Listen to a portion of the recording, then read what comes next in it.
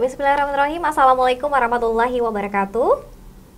Pemirsa Sultan TV, senang sekali ya kita tentunya menjumpai Anda kembali dalam talk show Bincang hari ini di edisi Selasa 28 Februari 2023. Namun seperti biasa ya, sebelum nanti kita akan membahas tema kita yang sangat menarik di hari ini, kita ingatkan kembali untuk Anda yang belum memfollow media sosial kita di Instagram kita di @sultantv.co dan juga @beritasultantv, lalu fanpage Facebook kita di @kreatifsultan dan juga YouTube streaming kita di Sultan TV. Anda juga nanti bisa ikut serta bergabung di live chat kita untuk langsung bertanya kepada narasumber kita di hari ini. Pemirsa, senang sekali di studio Sultan TV telah hadir narasumber kita yang akan membahas tema kita yang sangat menarik terkait dengan undang-undang dan juga penguatan pendidikan pondok pesantren atau juga penguatan regulasi yang mengatur terkait dengan pondok pesantren.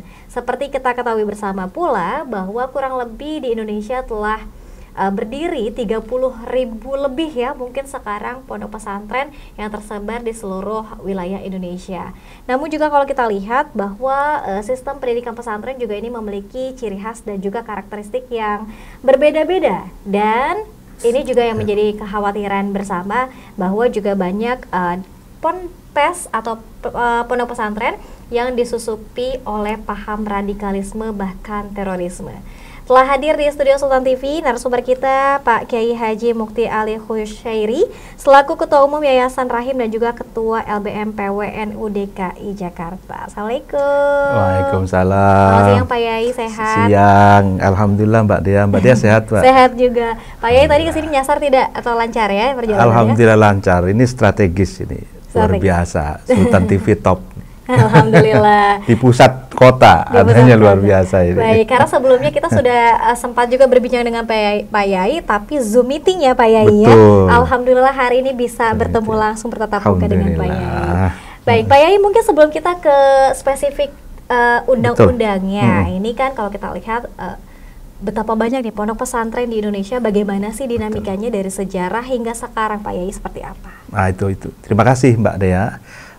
Memang kalau kita melihat sejarah pondok pesantren, pesantren itu berdiri ketika masa awal para pendakwah Islam masuk ke Indonesia, yaitu Wali Songo ya. Wali Songo itu ada di pusatnya itu di Cirebon, di Demak, di Kudus, lalu di Surabaya gitu, lalu di di Jepara ya, dan di Banten. Banten ini kan Sultan Hasanuddin, putra dari salah satu Wali Songo yaitu Sunan Gunung Jati Syekh Syarif Hidayatullah, itu kan ada di Banten. Nah, dari Wali Songo inilah sistem pendidikan pesantren itu berdiri, dilanjutkan oleh para murid-muridnya. Nah, sistem pendidikan pesantren ini awalnya itu sangat menitik tekankan pada pengajaran khazanah kitab klasik, gitu. Kita sebut dengan Kitab Kuning. Nah, Kitab Kuning ini dijadikan materi pelajaran di pondok pesantren sejak awal. Nah, sehingga para kiai, para ulama pondok pesantren ketika mengajarkan Kitab Kuning ini, mereka memberikan sanad.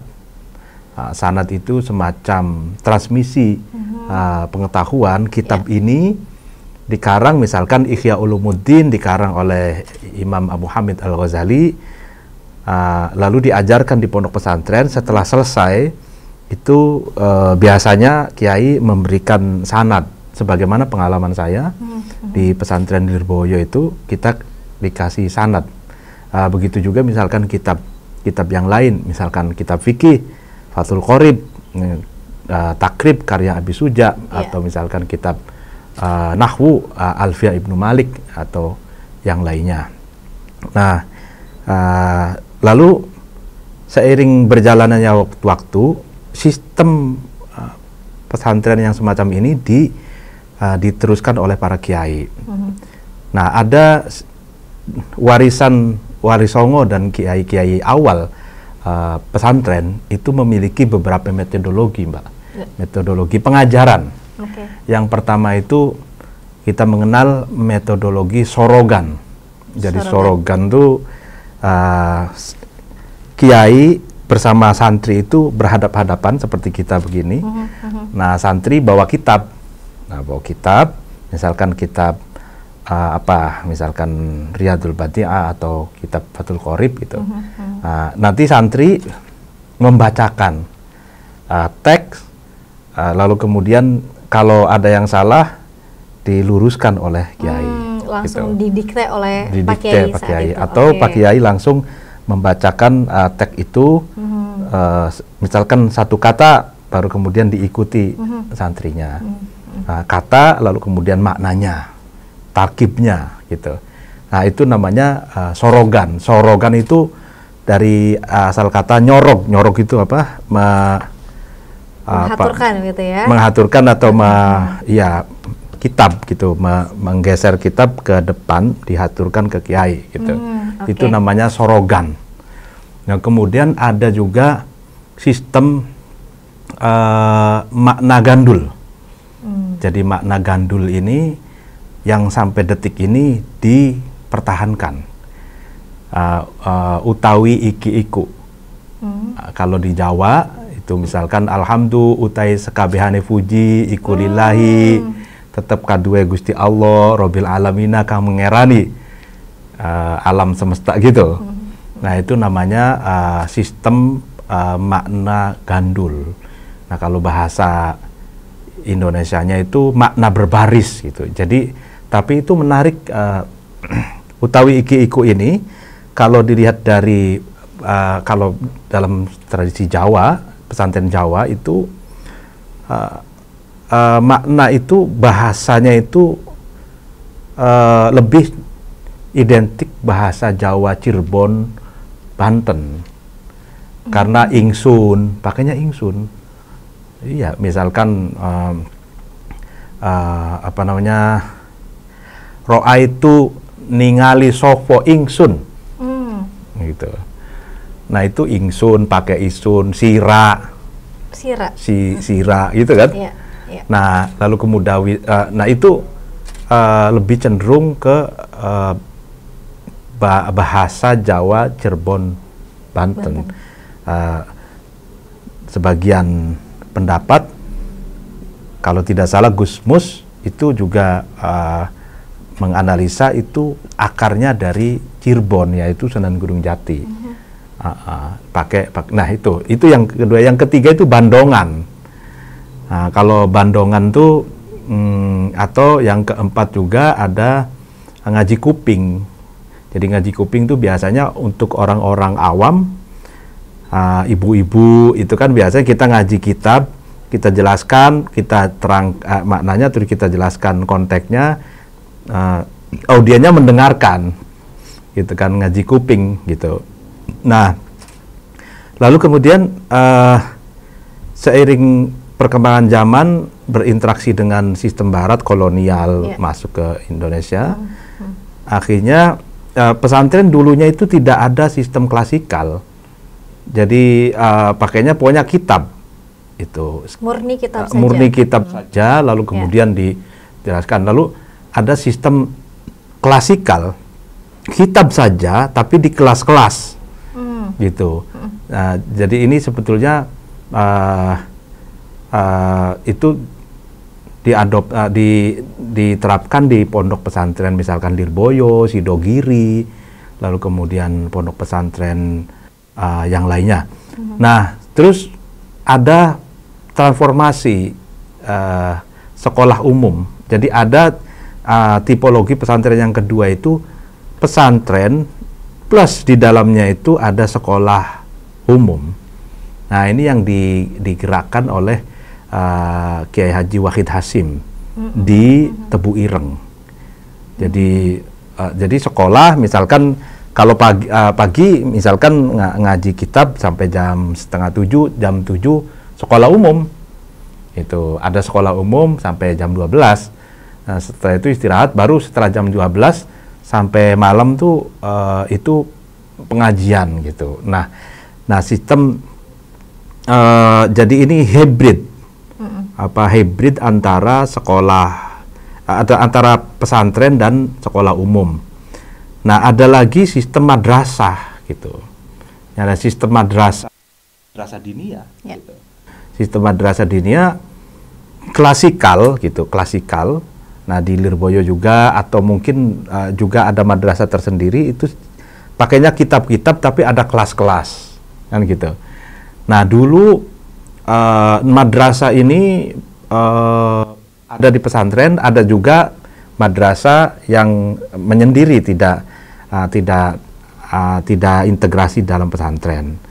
Kayak di depan rumah saya di Cirebon itu ada madrasah diniyah, tapi itu untuk umum. Nah, dari ada madrasah sendiri, madrasah yang ada di dalam pesantren itu, sehingga ada semacam dikotomisasi santri mukim, ada santri kalong. Nah, santri kobong lain lagi, Pak ya? Iya, santri kobong. Ada santri, kalau bahasa Kedirinya Lirboyo itu santri duduk. Gitu. Santri duduk. Ya, jadi santri kobong atau santri mukim itu kan orang tuanya menyerahkan ke kiainya ke pesantren, lalu mukim di situ. Artinya pulangnya mungkin setahun sekali atau setahun 2 kali ke rumah gitu ya. Yeah. Nah, ada santri kalong. Santri kalong tuh atau santri duduk tuh pulang pergi gitu. Ngajinya di pesantren tapi mukimnya atau tinggalnya di rumah orang tuanya masing-masing. Nah, terus dari situ ada lagi sistem pesantren yang muncul, gontor. Nah, gontor ini ingin memberikan satu sentuhan baru, yaitu dengan menitik tekankan pelajaran bahasa asing internasional, Arab dan Inggris. Okay. Jadi Arab Inggrisnya itu ada muhadasa atau conversation, dititik tekankan, dan juga kitab kuning. Pada awalnya gontor itu ada pengajian kitab kuningnya gitu. Nah terus ada lagi varian baru yang ini kan awalnya domain NU gitu, domain NU. Lalu kemudian ada dari Muhammadiyah, itu mendirikan mu'alimin mu'alimat di Jogja.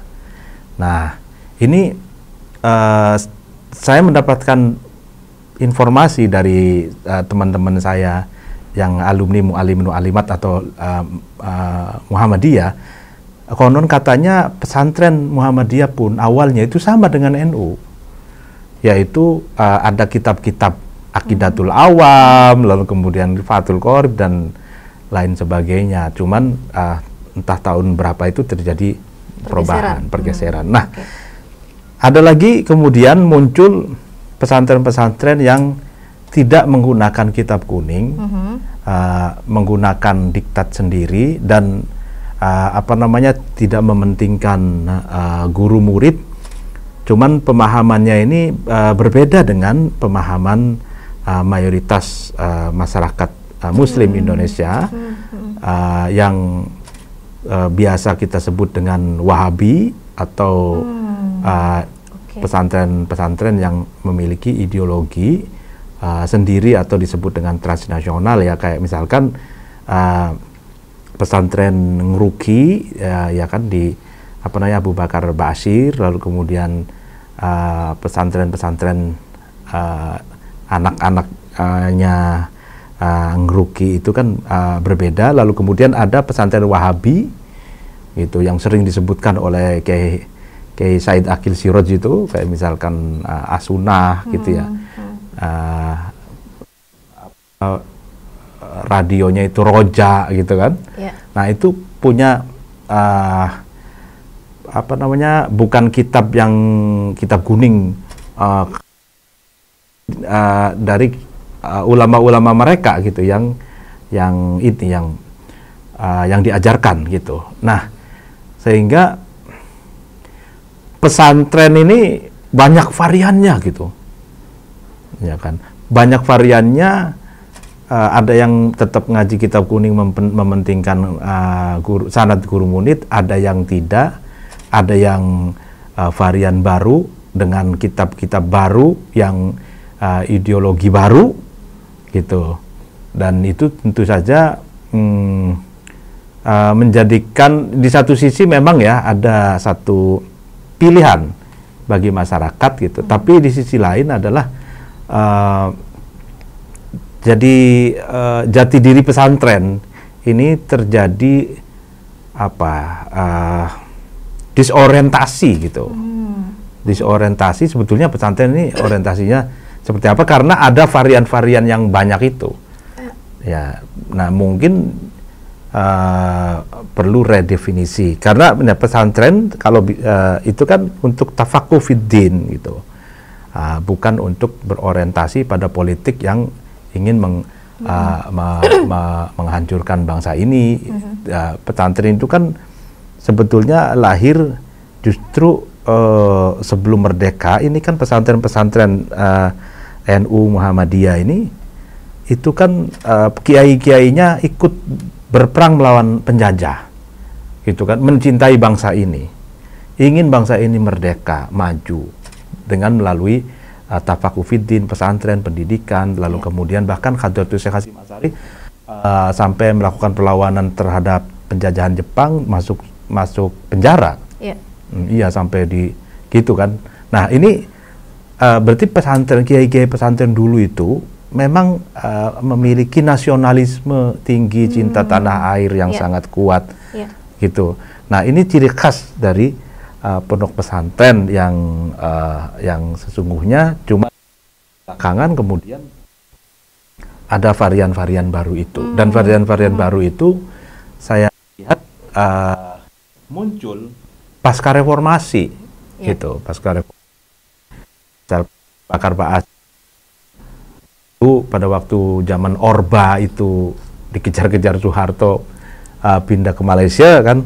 Lalu setelah Soeharto tumbang, pasca reformasi dia pulang lagi ke Indonesia ngeruki untuk indoktrinasi paham yang berbeda, yang kita sebut transnasional itu. Jadi iya. Baik, kalau kita merunut pada sejarah bahwa sebetulnya pondok pesantren, kemudian juga ada spirit kebangsaan, nasionalisme ini sebetulnya sudah final ya. Namun tadi disebutkan oleh Pak Yai, ini kemudian belakangan muncul varian-varian baru tadi, bentuk-bentuk yang baru tadi ya Pak Yai ya. Nah, nanti kita juga akan bahas Pak Yai terkait dengan penerapan undang-undang yang kemudian untuk mengatur pondok pesantren, seperti apa penerapannya saat ini, kemudian bagaimana terkait dengan pondok pesantren yang mungkin tidak memperbarui perizinannya, atau mungkin bahkan juga ada yang tidak upacara bendera di pondok pesantren, seperti apa. Nanti kita akan tunggu komentar Pak Yai ya. Kita harus rehat dulu Pak Yai sebentar, nanti kita akan lanjutkan lagi pemirsa usai jeda. Tetap bersama kami dalam Bincang Hari Ini.